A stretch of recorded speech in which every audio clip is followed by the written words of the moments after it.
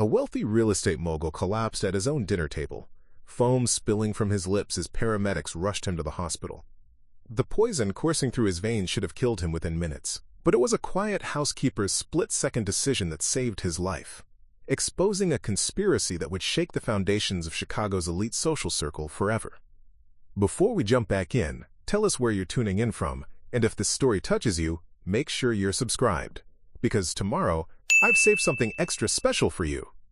The crystal chandelier cast dancing shadows across the mahogany dining table as 43-year-old Marcus Wellington adjusted his silk tie for the third time that evening. The CEO of Wellington Properties had built his empire from nothing, transforming abandoned lots in Chicago into luxury developments that housed the city's wealthiest residents. Tonight's dinner at his Lincoln Park mansion wasn't just another social gathering. It was the culmination of 18 months of negotiations that would secure the largest commercial real estate deal in Illinois history. Marcus surveyed his dining room with the practiced eye of a man who had learned to appreciate luxury after growing up with nothing. The Waterford crystal glasses caught the light like diamonds, each piece worth more than most people's monthly salary. French wines from his temperature-controlled cellar lined the sideboard, their labels reading like a collector's dream. The dinner service was Limoges porcelain, inherited from his late wife Catherine, who had died in a car accident 3 years prior. The guest list tonight represented the pinnacle of Chicago's power structure. Mayor Richard Blackwood would be discussing zoning approvals for Marcus's newest development project, a billion-dollar mixed-use complex that would reshape the city's skyline. Senator Patricia Hoffman was expected to provide insights into upcoming federal tax incentives for urban development. Investment banker Jonathan Pierce from Goldman Sachs would be finalizing the funding structure that would make the entire venture possible. But the most important guest was Vincent Romano, the notoriously difficult patriarch of Romano Construction, whose approval was essential for the project's success. Romano had built half of Chicago's iconic buildings over the past 4 decades, and his reputation for perfectionism was matched only by his legendary temper. Securing his partnership tonight would cement Marcus's position as the city's premier real estate developer. Marcus walked through his mansion, inspecting every detail with the meticulousness that had made him successful. The living room's Persian rugs had been professionally cleaned, their intricate patterns telling stories of ancient craftsmanship. Original oil paintings by renowned American artists adorned the walls, each piece carefully selected to project both wealth and cultural sophistication. The whole house felt like a museum designed to impress, which was exactly the point. In the kitchen, his personal chef Thomas Rivera was putting the finishing touches on the evening's menu. Rivera had trained at Le Cordon Bleu and worked in Michelin-starred restaurants across Europe before Marcus had lured him away with an offer he couldn't refuse. Tonight's dinner featured pan-seared duck breast with cherry gastrique, truffle risotto, and a selection of artisanal cheeses that had been flown in from France that morning. "Everything looks perfect, Thomas," Marcus said, sampling a spoonful of the risotto. The flavors were exquisite, complex layers of earthy truffle and creamy arborio rice that would undoubtedly impress his guests. "The Romano family has very particular tastes. This should exceed their expectations." Thomas nodded with the quiet confidence of a master craftsman. "The duck is perfectly prepared, Mr. Wellington. I've also prepared a backup dessert in case anyone has dietary restrictions. A dark chocolate soufflé with raspberry coulis." As Marcus made his final preparations, he reflected on the journey that had brought him to this moment. 20 years ago, he had been working construction jobs during the day and attending real estate classes at night, sleeping in a studio apartment that barely had heat in the winter. His first property purchase had been a condemned building in a rough neighborhood that everyone else had written off. He had renovated it himself, working 16-hour days, learning plumbing and electrical work through trial and error. That first successful flip had taught him a crucial lesson. Other people's discarded opportunities often contained hidden gold. While established developers focused on prime locations, Marcus had specialized in seeing potential where others saw only problems. Abandoned warehouses became trendy loft complexes. Neglected neighborhoods transformed into artistic communities that attracted young professionals. His ability to envision transformation had made him wealthy beyond his wildest dreams. But success had come with a price. The 18-hour workdays had left little time for personal relationships. His marriage to Catherine had suffered under the weight of his ambition, though she had supported his dreams until her tragic death. Now, at 43, he found himself surrounded by luxury but often felt profoundly alone in his massive mansion. The staff began arriving for the evening service. Marcus employed a small but dedicated team to maintain his household. James Morrison, his butler, had worked for wealthy families for over 30 years and understood the subtle protocols that governed high society entertaining. Sarah Chen, his sommelier, possessed an encyclopedic knowledge of wines and could pair any vintage with any cuisine. The serving staff had been carefully trained in fine dining service, moving through the house like silent, choreographed dancers. But it was Elena Rodriguez who had become the backbone of his household operations. She had worked as his housekeeper for 7 years, arriving originally through a domestic services agency when his previous housekeeper had retired. Elena was 51 years old, with graying hair that she always wore in a neat bun, and possessed an almost supernatural ability to anticipate needs before they were expressed. Unlike the other staff members who maintained professional distance, Elena had gradually become something closer to family. She had been there during Catherine's illness, providing comfort during the darkest period of Marcus's life. When he worked late into the night on complex deals, she would quietly leave coffee and sandwiches outside his office door. She remembered details about his preferences, his schedule, even his moods, adjusting her approach accordingly. Elena came from El Salvador originally, having immigrated to Chicago 15 years ago with her teenage daughter Maria. She had worked multiple jobs to put Maria through college, cleaning office buildings at night and private homes during the day. Her English had improved dramatically over the years, though she still spoke with the careful precision of someone for whom it remained a second language. What set Elena apart was her remarkable intuition about people and situations. She seemed to sense when Marcus was stressed about a deal before he realized it himself. During dinner parties, she could identify which guests needed more attention, which wines were being received well, and when conversations were becoming tense. Her ability to read the subtle dynamics of social situations had prevented several potentially awkward moments during previous gatherings. Marcus had often wondered about Elena's background. She occasionally mentioned her mother back in El Salvador, who had been known in their village for her knowledge of traditional medicine and her ability to sense when something was wrong with people. Elena had inherited some of that intuitive ability, though she applied it to household management rather than healing. As the afternoon sun began to set over Lake Michigan, Marcus reviewed his notes one final time. The Romano deal was complex, involving multiple properties, intricate financing structures, and coordination with various government agencies. Success tonight would establish his company as the dominant player in Chicago's commercial real estate market. Failure would mean watching his competitors secure the opportunity that should have been his. The irony wasn't lost on him that his greatest business triumph might be achieved over dinner in the home that often felt like a beautiful prison. He had everything money could buy, but struggled to find genuine connection with the people in his world. His business associates respected his success but viewed him primarily as a means to their own ends. His social circle consisted largely of networking contacts rather than true friends. Perhaps that's why Elena's presence had become so important to him. She was one of the few people who knew him as a person rather than just a business entity. She had seen him grieving Catherine's death, had witnessed his vulnerabilities during difficult negotiations, and had never tried to exploit that knowledge for personal gain. In a world where everyone seemed to want something from him, Elena simply did her job with quiet dignity and occasional warmth that felt authentic. As the first guests began to arrive, Marcus straightened his shoulders and prepared to play the role of gracious host. Tonight would determine whether his latest gamble would pay off, whether his vision for reshaping Chicago's skyline would become reality. He had no way of knowing that within hours, his life would depend not on his wealth or connections, but on the quick thinking of the one person in his household who truly saw him as more than just another employer. The stage was set for an evening that would begin with champagne and end with sirens, where the difference between life and death would come down to split-second decisions made by someone whose value had been hiding in plain sight for 7 years. Preparing and narrating this story took us a lot of time, so if you are enjoying it, subscribe to our channel. It means a lot to us. Now back to the story. The first guests arrived precisely at 7 o'clock, their black sedans and luxury SUVs creating a procession of wealth along the tree-lined street. Marcus stood in his foyer, greeting each arrival with the practiced charm that had made him one of Chicago's most successful dealmakers. The evening air carried the scent of blooming magnolias from his meticulously maintained garden, and the soft glow from his mansion's windows created an atmosphere of refined elegance. Mayor Richard Blackwood arrived first, his imposing 6-foot frame commanding immediate attention. At 58, Blackwood had governed Chicago for 2 terms, with an iron fist wrapped in political velvet.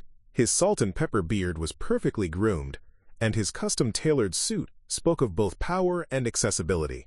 A politician who understood that appearances mattered as much as policies. "Marcus, you've outdone yourself again," Blackwood said, accepting a glass of Dom Perignon from James, the butler. "This place never fails to impress. How's the zoning paperwork progressing for the Millennium District project?" Marcus smiled, knowing that business discussions would dominate the evening despite the social setting. "All permits are on track, Richard. Your planning commission has been remarkably efficient. I believe we'll have all approvals within 60 days. Senator Patricia Hoffman made her entrance moments later, her presence immediately shifting the room's energy. At 49, she was considered one of the most influential voices in Washington on urban development policy. Her auburn hair was styled in a sophisticated bob, and her navy blue dress was both professional and elegant. Hoffman had built her career on understanding the intersection of public policy and private investment, making her support crucial for Marcus's project. "Senator, welcome," Marcus said, kissing her hand in a gesture that managed to be both respectful and slightly old-fashioned. "I trust your flight from Washington was comfortable?" "Perfectly smooth, thank you. I'm looking forward to hearing more about your vision for transforming the downtown corridor. The preliminary plans I reviewed were quite ambitious." Investment banker Jonathan Pierce arrived with his characteristic precision, stepping out of a midnight blue Bentley exactly at 7:15. Pierce managed portfolios worth over $3 billion and had the reputation of being able to structure financing deals that others considered impossible. His wire-rimmed glasses and conservative demeanor masked a brilliant financial mind that could identify profit opportunities in the most complex market conditions. "Jonathan, glad you could make it," Marcus said, shaking hands with the banker. "The Romano partnership should provide some interesting opportunities for structured investment vehicles." "Indeed. I've reviewed the preliminary numbers, and the potential returns are quite attractive. Of course, everything depends on securing the construction partnership tonight." The atmosphere grew slightly tense as Vincent Romano's arrival was announced.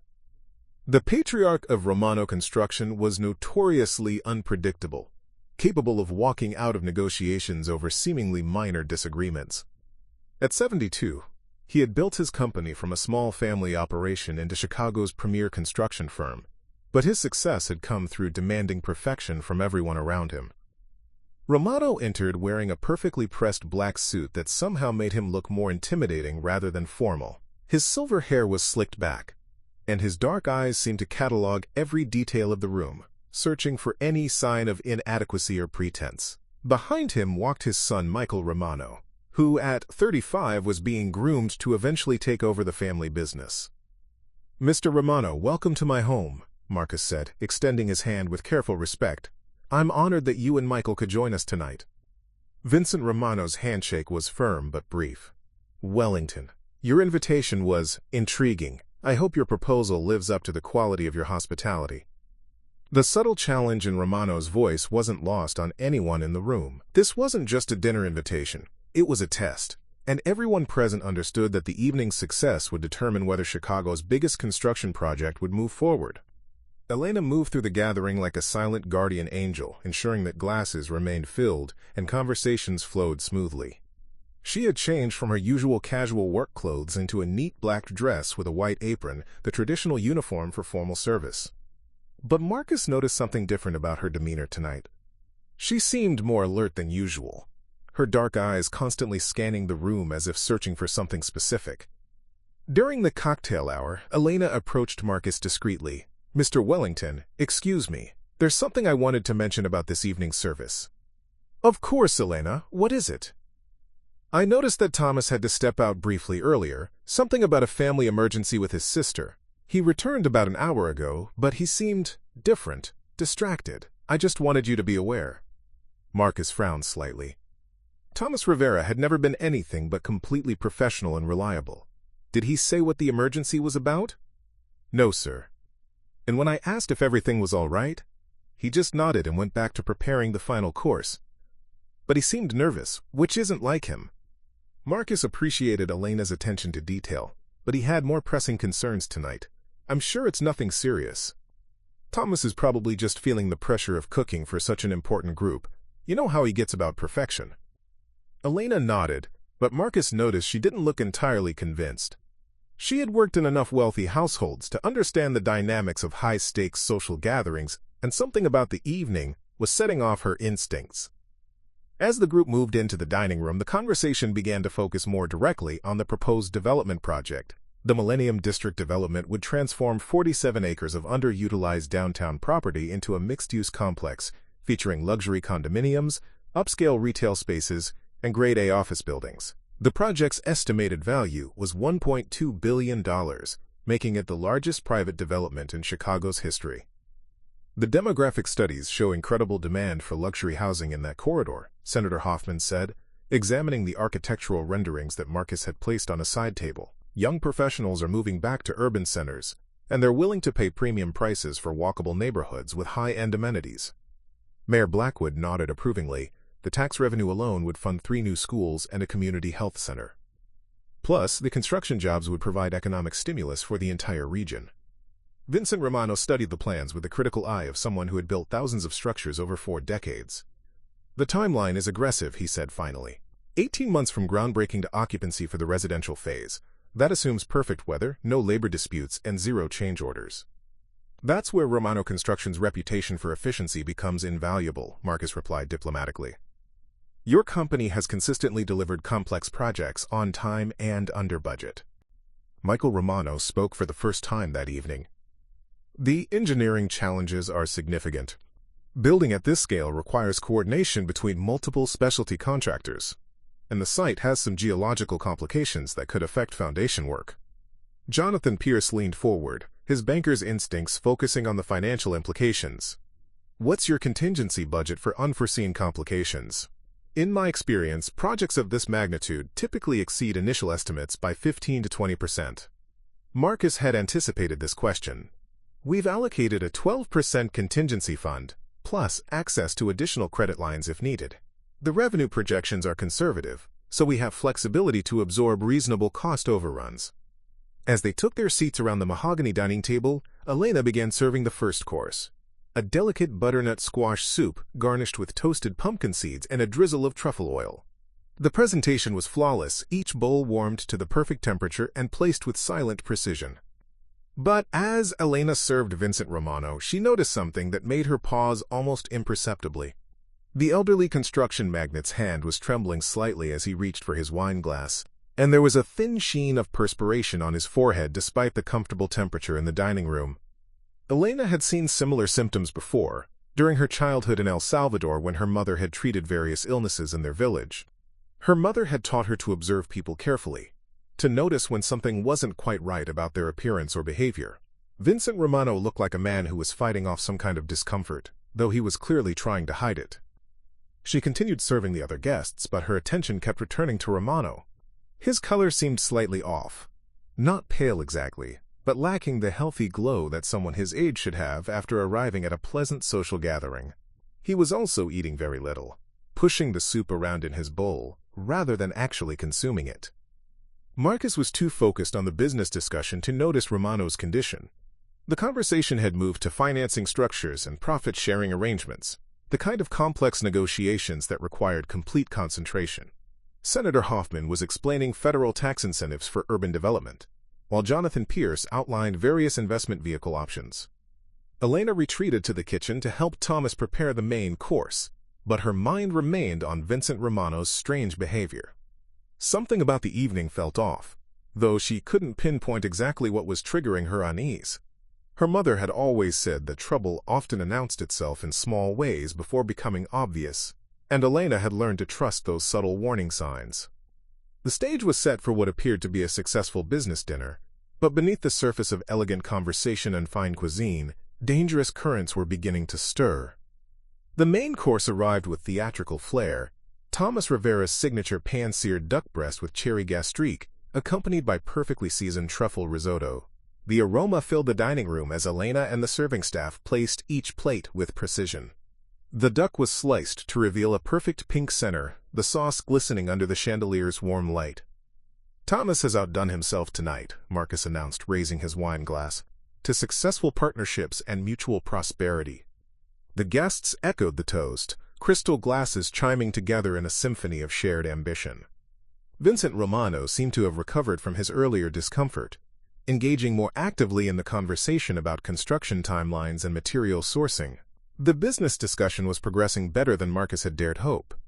As they began eating, Jonathan Pierce brought up the financing structure. "I've been working with 3 international investment groups who are very interested in the project. The Swiss group is particularly intrigued by the sustainable building technologies you're planning to incorporate." Senator Hoffman nodded approvingly. "Environmental consciousness is crucial for federal tax incentives. The new legislation provides substantial benefits for developments that exceed LEED Gold standards." Marcus savored both the excellent food and the positive momentum of the negotiations. Everything was falling into place exactly as he had planned. Vincent Romano was asking detailed questions about project phases, a sure sign that he was seriously considering the partnership. But Elena, standing quietly near the sideboard, noticed something that made her blood run cold. Thomas Rivera was watching Marcus intently from the kitchen doorway, his face bearing an expression she had never seen before, a mixture of satisfaction and barely contained anxiety. When their eyes met, Thomas quickly looked away and disappeared back into the kitchen. More troubling was what she observed about the food service. Elena had helped prepare countless dinner parties, and she knew Thomas's routines intimately. Tonight, however, he had insisted on personally plating Marcus's portion of the duck, claiming he wanted to ensure the presentation was perfect for the host. But Elena had seen him add something to Marcus's plate that hadn't been on the others, a small garnish that looked like minced herbs but had a slightly different color and texture. Her mother's voice echoed in her memory. "Trust your eyes, Micha. When something looks wrong, it usually is wrong." Elena's heart began racing as pieces of a terrifying puzzle began falling into place. Thomas's mysterious family emergency earlier that day, his nervous behavior throughout the evening, the way he had specifically prepared Marcus's plate separately from the others, and now his strange surveillance of the dining room. As Marcus took another bite of his duck, Elena made a split-second decision that would save his life. "Mr. Wellington," she said, approaching the table with calculated urgency, "I'm so sorry to interrupt, but there's an urgent phone call for you in the kitchen. Something about the Riverside property deal." Marcus looked annoyed at the interruption during such a crucial moment in the negotiations. "Can it wait, Elena? We're in the middle of—" "The caller said it was about the environmental inspection results, sir. He said it was extremely time-sensitive." The mention of environmental issues got everyone's attention. Jonathan Pierce frowned. Environmental problems could affect the entire financing structure. Reluctantly, Marcus set down his fork and excused himself. "I apologize for this interruption. Please continue eating. I'll only be a moment." Elena followed him toward the kitchen, her mind racing. She had bought precious time, but she still didn't know how to explain her suspicions without sounding paranoid. As they moved away from the dining room, she could hear the guests continuing their conversation, unaware of the drama unfolding. Once they were out of earshot, Marcus turned to Elena with barely contained irritation. "This better be important, Elena. Romano doesn't like interruptions, and this dinner is crucial for—" Marcus suddenly stumbled, grabbing onto the hallway wall for support. His face had gone pale, and beads of sweat were forming on his forehead. "I don't feel right," he said, his voice strained. "Something's wrong." Elena's worst fears were being confirmed. "Mr. Wellington, I need you to listen to me very carefully. I think someone has poisoned your food." Marcus stared at her in disbelief, even as his symptoms worsened. "That's impossible. Thomas has worked for me for 3 years. He would never—" "Sir, please. In my village, my mother treated many cases of poisoning. The symptoms you're showing, the sweating, the dizziness, the pale skin, these are signs of toxic ingestion. And I saw Thomas add something to your plate that wasn't on the others." As if summoned by their conversation, Thomas Rivera appeared in the hallway, his face a mask of conflicted emotions. In his hand was a small glass vial, now empty. "I'm sorry, Marcus," Thomas said, his voice breaking. "They have my daughter. They said they would kill her if I didn't." Marcus, despite his deteriorating condition, managed to focus on his chef, Who has your daughter, Thomas? What are you talking about? Vincent Romano's people, Thomas replied, tears streaming down his face. My daughter Sophia borrowed money from the wrong people to pay for her mother's cancer treatment. When she couldn't repay it, they sold her debt to Romano's organization. They told me the only way to save her was to poison you during tonight's dinner. Elena's mind was already moving to solutions. Her mother had taught her about various plant-based toxins and their antidotes. Based on Marcus's symptoms and the timeline, she suspected a slow-acting poison designed to look like a heart attack or stroke, something that wouldn't be immediately obvious as murder. What did you give him? Elena demanded. Thomas showed her the empty vial. Oleander extract, mixed with a small amount of digitalis. They said it would look like natural causes, but it would take about 30 minutes to... Elena didn't wait to hear the rest. She grabbed Marcus's arm. We need to get you to throw up everything you've eaten, right now. Then we're calling an ambulance. But Marcus, even in his weakened state, was thinking like the businessman he was. Wait, if we call the police now, Romano will know his plan failed. His people will kill Thomas's daughter before we can find her.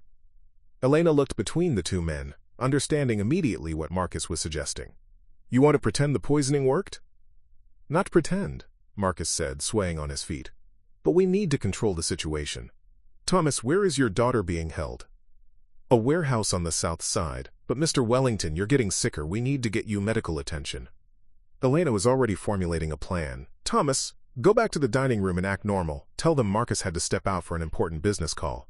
I'm going to induce vomiting to get as much of the poison out of his system as possible. Then we'll call my cousin Roberto. He's a paramedic. He can help us without involving the authorities immediately. Over the next 20 minutes, Elena's quick thinking and traditional knowledge saved Marcus's life. She forced him to drink large quantities of activated charcoal mixed with water, a remedy her mother had used for various poisonings. She induced vomiting to expel as much of the toxins as possible. Her cousin Roberto arrived within minutes, bringing medical equipment and IV fluids to help flush Marcus's system.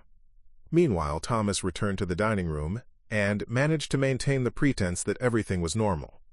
The guests continued their business discussions, unaware that their host was fighting for his life in the next room. The warehouse raid, coordinated with police later that evening, freed not only Thomas's daughter, but 17 other victims of Romano's human trafficking operation. Vincent Romano, the respected construction magnate, was revealed to be running a criminal enterprise that used debt, slavery, and extortion to control dozens of immigrant families. 3 months later, Marcus stood in his renovated dining room, this time hosting a celebration dinner for a very different kind of achievement. The Millennium District project had been completed with a new construction partner, but more importantly, the Romano crime organization had been dismantled, freeing countless families from exploitation.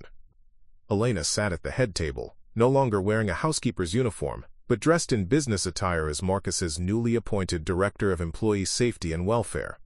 Her intuition and quick thinking hadn't just saved one life. It had exposed a criminal network and prevented countless future victims. Thomas Rivera, after serving as a key witness in the Romano trial, had been pardoned and now ran a successful catering business that employed other immigrant families seeking legitimate work opportunities. Sometimes, Marcus said in his speech that evening, salvation comes from the most unexpected sources. Elena saw what trained investigators missed, understood what medical experts might have overlooked, and acted when others would have hesitated. She reminded me that wisdom doesn't always come with credentials, and that the people we least notice often have the most to offer. Elena smiled quietly from her seat, her grandmother's teachings finding new purpose in an unlikely setting, proving once again that the most profound insights often come from those who observe life from different perspectives. The real victory wasn't just surviving the poisoning, it was learning to recognize the hidden heroes who had been there all along. Up next, you've got 2 more standout stories right on your screen. If this one hits the mark, you won't want to pass these up. Just click and check them out. And don't forget to like, subscribe, and turn on the notification bell so you don't miss any upload from us.